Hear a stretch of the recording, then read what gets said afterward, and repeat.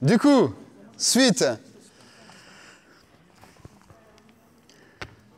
Dans cette partie-là, on va voir ce qui est aérobie. Demain, on va voir un peu plus l'opposé, ce qui est plus anaérobie. D'accord? Là, ce qu'on va faire, c'est comprendre un peu ce que c'est, ce système. Ok? Pourquoi le travailler? Pourquoi c'est important en CrossFit? Comment le tester? Vous allez le tester. Ok? Et puis, comment pouvoir progresser avec ce système-là. Ok? D'abord, on va simplifier, parce qu'il faut se dire ce qu'est aérobie et anaérobie, c'est des systèmes qui travaillent quand même toujours ensemble, mais il y en a toujours un qui va prédominer. Okay? C'est juste pas les mêmes systèmes qui travaillent quand vous faites un sprint de 100 mètres, si on prend l'exemple simple de la course avec une modalité d'entraînement, c'est pas le même système qui travaille, qui domine, que si vous faites un marathon. Okay? Ça, vous comprenez. C'est clair. Et en CrossFit, on a exactement les mêmes systèmes physiologiques. Okay? Vous allez pouvoir faire un AMRAP de 2 minutes okay? Et un AMRAP de 40 minutes. Ce n'est pas les mêmes systèmes qui vont prédominer. Il ne va pas se passer la même chose au niveau chimique dans votre corps. Et l'idée, c'est de pouvoir comprendre dans quel moment on est dans ces phases-là, comment tester, comment progresser par rapport à ça, comment retester, et puis voir où on peut avoir des déficiences et comment les gérer. Okay? Du coup, on va commencer avec le système aérobie parce que c'est un des systèmes qui est un petit peu négligé avec le CrossFit. D'accord? On a toujours tendance à se mettre des races, okay? À aller dans le dur. Et vous l'avez peut-être tous expérimenté. On a commencé le CrossFit, c'est cool, on progresse et c'est nouveau parce que c'est un tout nouveau stress. Okay? Comme Andreas a parlé du stress avant. Évidemment, vous allez bien progresser. Mais le problème, c'est que vous allez probablement sentir un moment un plateau et vous êtes en mode frustration, je ne progresse plus, ça fait 2 ans que je fais du CrossFit, je ne comprends pas pourquoi. Okay? Ça peut être une des raisons. D'accord? Une des raisons, ça peut être un manque de travail au niveau fondation. Et le système aérobie, c'est un travail qui va permettre de poser des fondations solides. D'accord? Et le problème peut être aussi en partie ailleurs, technique qui a peut-être été négligée, d'accord, au début parce qu'on veut vite aller à fond dans le dur et au bout d'un moment on va à fond avec une technique moyenne, médiocre et c'est ce qui amène aussi à un plateau, d'accord? Mais le problème c'est que de faire de la technique et du travail à intensité plus basse, bah c'est pas cool et puis on ne nous l'enseigne pas assez en fait, ok? Dites-vous de manière assez simplifiée que aérobie c'est un travail en présence d'oxygène. Okay? Donc votre corps va utiliser l'oxygène pour pouvoir avancer et utiliser l'énergie. Anaérobie, c'est sans la présence de l'oxygène. Okay? Plus ou moins. En gros, très court terme. Okay? Un effort plus aérobie, marathon. Un effort anaérobie, sprint. Et dans l'effort anaérobie, vous pouvez distinguer. Okay? Et encore une fois, si vous voulez des mesures précises, savoir vous où vous en êtes, il faudra aller dans un laboratoire, faire des tests au niveau du lactate, de la saturation en oxygène. D'accord? Et c'est des choses qu'on peut estimer okay? Dans une salle de sport. Et si vous prenez la filière anaérobie, okay? Donc ce qui est plutôt sprint, c'est le travail vraiment sale. C'est ce qui est vraiment 7, 5, AMRAP 5, 10 minutes, quasiment tout le temps à fond. Dans le dur, c'est la survie plutôt. Okay? Il y a alactique et lactique. D'accord? Alactique, ça veut dire qu'il n'y a pas encore de lactate qui a été diffusé dans le corps. C'est exemple, sprint de 100 mètres, c'est super intense, vous donnez tout, c'est super nerveux, mais vous avez juste pas encore le temps de sentir ce lactate et cette douleur musculaire quand vous n'arrivez plus à avancer sur Stas Soul Bike. Ok? D'accord? Vous voyez la différence? Par contre, quand on va au-delà, c'est plus ou moins 10 secondes. Quand vous allez au-delà de 10 secondes, là, vous commencez à sentir que le lactate arrive, okay? Et quand on est en CrossFit, on fait beaucoup et beaucoup trop de lactique, okay? On a tout le temps cette présence de lactate, okay? Et on est simplement en anaérobie quand la production de lactate, elle est égale à son évacuation, d'accord? Vous voyez ce que je veux dire? Ça veut dire que vous êtes capable de tenir un effort Il y a une dose de lactate, il y a un certain niveau de lactate, c'est ce qui brûle dans les muscles que vous sentez, mais c'est gérable, c'est tolérable, parce que le corps arrive encore à l'utiliser. Et il y a un moment, si vous essayez de pousser encore un peu plus, là, le taux de lactate il va monter, vous n'arrivez plus à le faire descendre, et c'est à ce moment-là où vos muscles ne répondent plus. Vous avez peut-être déjà eu cette sensation. Vous essayez d'avancer, mais ça ne va plus. C'est comme si vous faites des sprints sur le bike de 30 secondes. C'est chaud à tenir. OK ? Donc dans l'idée, c'est ça. Maintenant, on en vient au travail aérobie. On va voir comment le tester, comment l'utiliser. Est-ce que vous avez des... Qui n'a pas de cardio-fréquence-mètre ? OK, c'est pas grave. Il y a plusieurs, on peut faire ça d'une autre manière. Ceux qui ont un cardio-fréquence-mètre, vous pouvez l'utiliser, vous pouvez l'expérimenter aussi. D'accord ? Allez le chercher alors, allez le chercher du coup. Allez le chercher. Hein ? J'ai pas compris. Le mien, tu l'utilises. Ah oui, il est dans mon sac, je croyais le micro. Va dans mon sac, la poche où il y a les produits de douche et tout. Et là aussi, c'est parfait, s'il y a juste au poignet. C'est pas ce qu'il y a plus forcément précis, mais c'est pour comprendre comment utiliser ça, c'est surtout ça l'important. C'est juste ça l'important. Bien.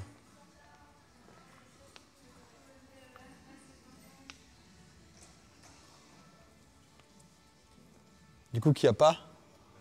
Pas non plus ? Pas grave. Prendre du scotch, vous le mettre sur la bouche. C'est même pas une... C'est presque pas pour rigoler. Presque pas pour rigoler. Juste respirer par le nez. Ou un rythme de conversation où tu peux faire des phrases. Tu peux faire ça. J'ai besoin de ta montre. Hein ? J'ai besoin de ta montre. Non, parce que ça se connecte au concept 2 ou à la SOBAC. De toute façon, moi, je n'ai même pas les charges. Et on a tout le monde là ? Ouais, on a tout le monde. 2, 4, 6, 8, 10, trop bien. OK. Du coup, ce seuil qu'on va travailler, OK, il y a des seuils. Aérobie, c'est quand il y a une très très faible quantité de lactate déjà, OK, et c'est vraiment tenable pendant 1 heure, voire plus, sans souci. D'accord ? Et l'avantage de ce travail, c'est que vous allez construire une base d'endurance solide pour le reste et surtout qui va vous permettre de gérer des stress beaucoup plus intenses pour le reste, d'accord ? Et vous serez capable de gérer des WOD plus courts aussi, d'accord ? Parce que si vous avez une faible base aérobie, d'endurance de base, au début vous allez progresser un peu parce qu'il y a ce stress. Mais au bout d'un moment, c'est comme mettre le moteur d'une Ferrari dans une 2 chevaux. Elle va éclater la 2 chevaux. Vous ne pourrez pas aller beaucoup plus loin. Donc, l'endurance de base, c'est construire une carrosserie de Ferrari. OK ? C'est beau. Et prenez l'exemple pour que ça soit plus clair. Vous devez prendre le temps de faire ces travaux qui sont un peu plus chiants, plus longs, pour pouvoir construire une base solide. Vous avez des buildings aux États-Unis, les bases qui sont méga grands. Les bases, elles sont larges et puis profondes pour que ça soit haut et solide. OK ? Et là, c'est la même chose. Les buildings ne pouvaient pas être aussi grands. OK ? Prenez l'Empire State Building. Si la base était un peu fragile et pas très large ni très profonde. Vous voyez ce que je veux dire ? D'où l'importance de faire ces longs travaux d'endurance. D'ailleurs, la preuve, ils se débrouillent pas mal généralement en CrossFit, ceux qui arrivent des disciplines d'endurance, le foot ou bien ceux qui ont fait triathlon ou d'autres disciplines de longue endurance. OK ? Et il y en a qui sont déconditionnés ou qui ont fait très peu de sport dans leur vie, qui n'ont jamais fait du vraiment long, et là, ils sont blancs et ils ne peuvent pas repartir. Okay ? Là, vous voyez la différence. Maintenant, on a plusieurs manières. On va tester ça. Ce qu'on va faire, c'est voir le protocole d'échauffement, okay ? Et ensuite partir sur 30 minutes. Je serai là pour vous motiver. Je n'ai pas des pompons, mais 30 minutes, d'accord ? Simplement pour que vous puissiez ressentir ce que c'est d'être dans cette zone. Parce qu'au final, on ne le sent pas assez souvent. On sait juste se mettre des races et respirer fort. Okay ? Il y a 3 manières de tester ça. Okay ? Soit la MAF méthode, ça s'appelle le Mafathon. Le docteur Phil Mafathon, c'est un docteur qui a mis en place ce protocole et qui a déterminé, avec l'expérience, quelques calculs, ça reste une estimation. Okay ? En faisant 180 moins l'âge, vous pouvez avoir plus ou moins votre seuil aérobie. Et vous allez travailler à 180 moins votre âge, d'accord, ou un poil plus bas. Ça joue. Ça, je pourrais aussi vous envoyer, si ça vous intéresse. Maintenant, si vous sortez, exemple, d'une grosse blessure ou d'une grosse opération, vous étiez, je sais pas, alité pendant 6 mois, vous prenez cette mesure, 180 moins l'âge, et vous enlevez encore 10, ok? Pour réduire un peu l'intensité. Si vous sortez simplement de maladie, vous avez eu une crève ou quoi, 2 semaines, vous pouvez faire la même chose, 180 moins l'âge, vous enlevez juste 5. Si vous avez, pour la plupart d'entre vous, 2 ans d'expérience dans une activité sportive, et, bah oui, 2 ans d'expérience dans une activité sportive, vous êtes à l'aise, prenez 180 moins l'âge, plus 5. Vous pouvez ajouter 5 battements par minute. C'est au niveau des coefficients, en fait,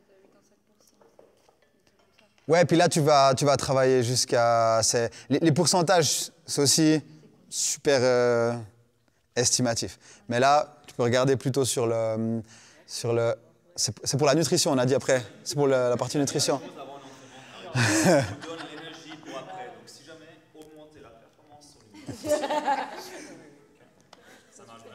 Il peut être sérieux que pendant 60 minutes, ce mec.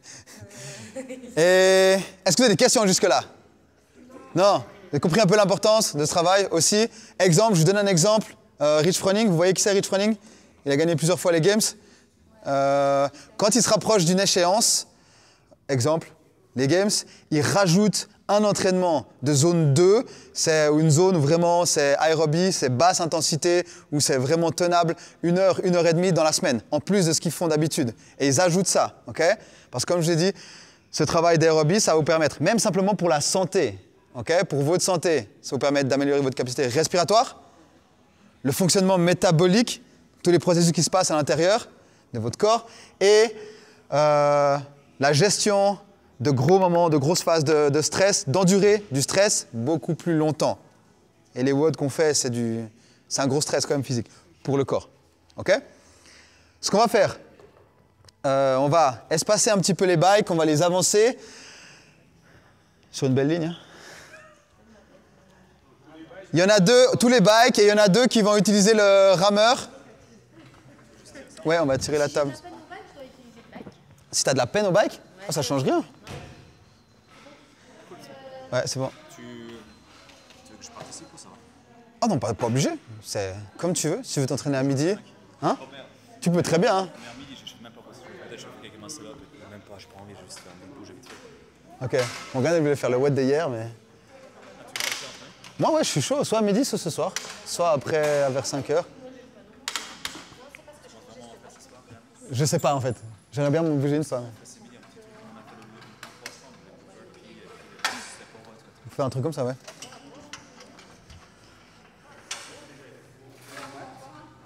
Faut déjà, oui, faut deux.